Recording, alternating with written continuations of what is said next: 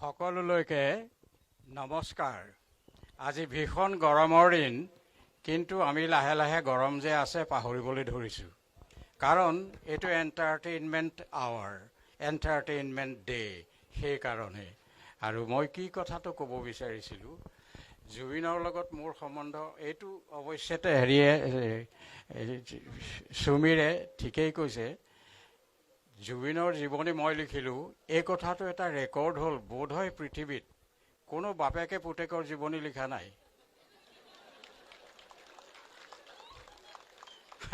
আৰু এতিয়ালৈকে জুবিনৰ জীৱনৰ ওপৰত যিমান কিতাপ লিখাছে, অনেক কিতাপ লিখা হ'ল মই বজাৰত দেখিছোঁ, কিন্তু এখনতো সেই দেশটো নাই য'ত যিখন কিতাপ পঢ়িলে জুবিন বোলা মানুহটোৰ কলিজালৈকে চাব পাৰি, সেই বস্তুটো কিতাপবোৰত নাই। এজন মানুহে এতিয়া চেষ্টা কৰি আছে বৰপেটাত জুবিনৰ ওপৰত ফুল লেংথ জীৱনী এটা লিখিবলৈ। মোৰ লগত আহি আলোচনা কৰে। মই কওঁ যে 2009 চনলৈকে জুবিনৰ বিষয়ে মই যি লিখিলোঁ, ইয়াৰ পিছত কিতাপ লিখিলে এইখন নচলিব আৰু মানুহে ভাল নাপাব। আপুনি 2009 চনৰ পিছৰখিনি জুবিনক লিখক, সেইখিনিৰ বিষয়ে খুব কম মানুহে খুব ভালকৈ জানে। আৰু অলপতে আজি কিছুদিনৰ আগলৈকে পেপাৰত কিছুমান প্ৰবন্ধ সৰু সুৰা নতুন লিখকে আৰু আগ্ৰহী লিখক, জুবিনৰ ফেন বিশেষকৈ তেওঁলোকে সৰু সৰু আৰ্টিকুল কিছুমান লিখিলে জুবিনৰ ওপৰত। এই কথাটো মই এখন পেপাৰহে পঢ়োঁ, দৈনিক অসমত কিবা ওলালে মই সেইটো পঢ়োঁ, মনত ৰাখোঁ। কিন্তু আমাৰ ঘৰৰ পিছপিনে আমাৰ চুবুৰীতে কোলাহল নামৰ ঘৰটোত এজন মানুহ আছে, পদ্মপাণি। তেখেতে চব কথাই পঢ়ে, চব পেপাৰ পঢ়ে, এইবিলাক সৰু সৰু আৰ্টিকুলবিলাক গোটাই থয়।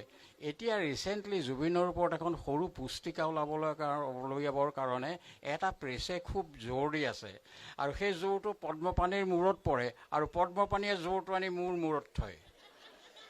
তো এতিয়া সেই কিতাপখন লিখোঁতে যিখিনি পাৰোঁ মই সাহাৰ্য কৰিছোঁ, তেনেই সামান্য, কিন্তু কিতাপখন লিখা হ'ব পুস্তিকা আকাৰত। কাৰণ ডাঙৰ কিতাপ চবে আজিকালি কিনি পঢ়িবলৈ অসুবিধা হ'ল। পুস্তিকা আকাৰে যদি 10খন কিতাপ বাহিৰ হয়, সেইটোও প্ৰফিটেবল। সেইটো এটা কথা। আৰু জুবিনক সমালোচনা কৰা, জুবিনক এনেধৰণৰ সমালোচনাৰ কথা নহয়, ধৰক আৰ্ট, গান ইত্যাদিত কিবা কথাত কেতিয়াবা মই মোৰ মন্তব্য, মোৰ দৃষ্টিভংগী এটা তাৰ আগত প্লেচ কৰোঁ। আৰু এইটো কথা কৈ দিওঁ যে মোৰ মনত যিটো খেলালে এইটো ভৱিষ্যতৰ কথা। সেইটো কথা যদি তুমি হয় বা সত্য বুলি ভাবা, ফ'ল' কৰিবা, যদি নেভাবা সত্য বুলি ফ'ল' নকৰিবা। কিন্তু মই মোৰ কৰ্তব্য কৰিলোঁ, মই তোমাক ক'ব লাগে, সৰুখিনিক, মোৰ ল'ৰা ছোৱালী বা ওচৰ চুবুৰীয়া সকলোকে কথাখিনি মই কৈ দিওঁ, বছ মোৰ দায়িত্ব সিমানতে শেষ। তাৰ আগতে কথা ক'বলৈ মাতিলেই যেতিয়া এষাৰ কথা নকৈ নোৱাৰিলোঁ। আজি বিষ্ণু ৰাভাৰতো মৃত্যু দিৱস, এইটো এটা খুব ডাঙৰ কথা। আজি অনুষ্ঠানটো পাতিছে, এইটো বৰ গুৰুত্বপূৰ্ণ কথা, আৰু মই খুব ভাল পাইছোঁ। ইতিমধ্যে আজি আবেলি এজন ফ্ৰেণ্ডে হেৰিয়াত হোৱাটছএপত মোলৈ এখন ফটো পঠিয়াই দিলে। ফটোখন 1964 চনৰ নৱেম্বৰ মাহত বিষ্ণু ৰাভা, মই আৰু 3জন ছাত্ৰ JB কলেজৰ, আমি কলেজত এনুৱেল ফাংচন পাতিছিলোঁ। মই কালচাৰেল ছেক্ৰেটেৰী আছিলোঁ।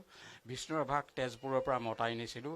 আমি ৰাতিপুৱাৰ পৰা পিছদিনা ৰাতিপুৱালৈকে এই গোটেই 24 ঘণ্টা আমি 4টা ল'ৰা আৰু বিষ্ণু ৰাভা একেলগে আছিলোঁ। দিনটো যিমান কাম কৰিছোঁ, ঘূৰিছোঁ তেওঁৰ লগত, গধূলি ফাংচনত এনেকৈ যোগ দিছোঁ। মই গায়ক নহয়, একো নহয়, কিন্তু সাহিত্য অনুৰাগী বোধ হয়, সেইকাৰণেই মই এইবিলাকত ঘূৰি ফুৰোঁ। তো সেই ফটোখন JB কলেজৰ যেতিয়া 50 বছৰীয়া বোধহয় বাৰ্ষিকী হ'ল, তাত এখন বৰ ডাঙৰকৈ স্মৃতি গ্ৰন্থ উলিয়ালে। তাত খুব ডাঙৰকৈ বৰ মনোমোহাকৈ বিষ্ণু ৰাভাৰ সৈতে ছবিখন দিয়া আছে। এই ছবিখন মই দেখিলোঁ আৰু ভাল লাগিল। কিন্তু সেই যিদিনাখন এই ঘটনাটো হৈছিল যোৰহাট JB কলেজত, তাৰো এখন ফটো লৈছিলোঁ আমি ষ্টুডিঅ'লৈ গৈ পেলাই বিষ্ণু ৰাভাকো লৈ গৈছোঁ গাড়ীত। ষ্টুডিঅ' এটা খোলাই থৈছোঁ যে ফটো এখন ল'ম, বিষ্ণু ৰাভা আহিছে, ফটোখন ল'লোঁ। সেইখনৰ কপিটো মোৰ ক'ত হেৰাল ক'ব নোৱাৰোঁ। ইমান কেমেৰাৰ আহ যাহ হ'ল আমাৰ জীৱনত, মোৰ জীৱনত বিশেষকৈ তাৰপিছত ল'ৰাই ডাঙৰ কেমেৰা ল'লে, ডাঙৰবোৰ অহা যোৱা হ'ল। আগতে মোৰ সৰু হেণ্ডেল কৰিব পৰা কেমেৰা আছিলে, সেইবোৰো বহুত হ'ল। 7-8টামান মই ভাঙিলোঁ, হেৰুৱালোঁ, কিবা হ'ল। সেই তাৰ লগে লগে তেনেকৈ ফটোৰ এলবামবোৰ বাঢ়ি যায় সময়ত। সেই এলবামবোৰৰ দমৰ মাজত সেই বিষ্ণু ৰাভাৰ ফটোখন আমাৰ সৈতে তোলা, সেই ফটোখন ক'ৰবাত হেৰাল নাপালোঁ। কিন্তু আজি আবেলি মোৰ বন্ধুজনে ফটোখন পঠিয়াই মোক স্মৃতিৰ গৰাখৰ পৰা যেন উদ্ধাৰ কৰিলে।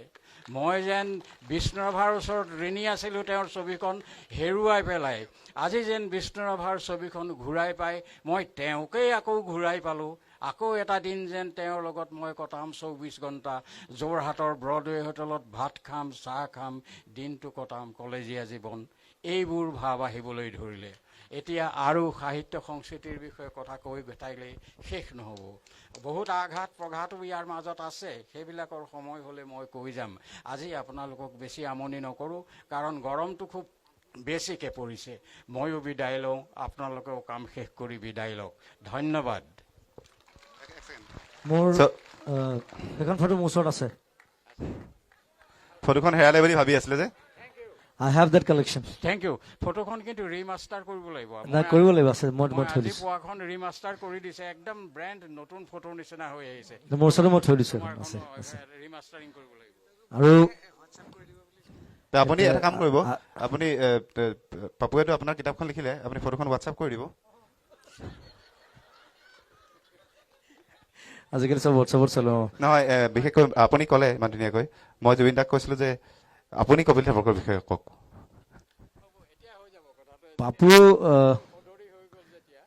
পাপুৰ কথা ক'বলৈ বিশেষ একো নাই, কাৰণ পাপুৱে মোক জন্ম দিছে আৰু গোটেই মোৰ জীৱন যাত্ৰাটোত মই জুবিন গাৰ্গ হোৱালৈকে মোক ঠেলি দিয়া মানুহটো হৈছে পাপু আৰু মা, অভিষেক মাও আছিলে। আৰু এতিয়া সমালোচনাৰ কথা সমীৰে কৈছে, হয়, কিতাপখনৰ বাবে মোক আলোচনাও কৰিছে, সমালোচনাও কৰিছে। সেইটো কাৰণে ধন্যবাদ, কাৰণ মই দুইটা বস্তু ভাল পাওঁ।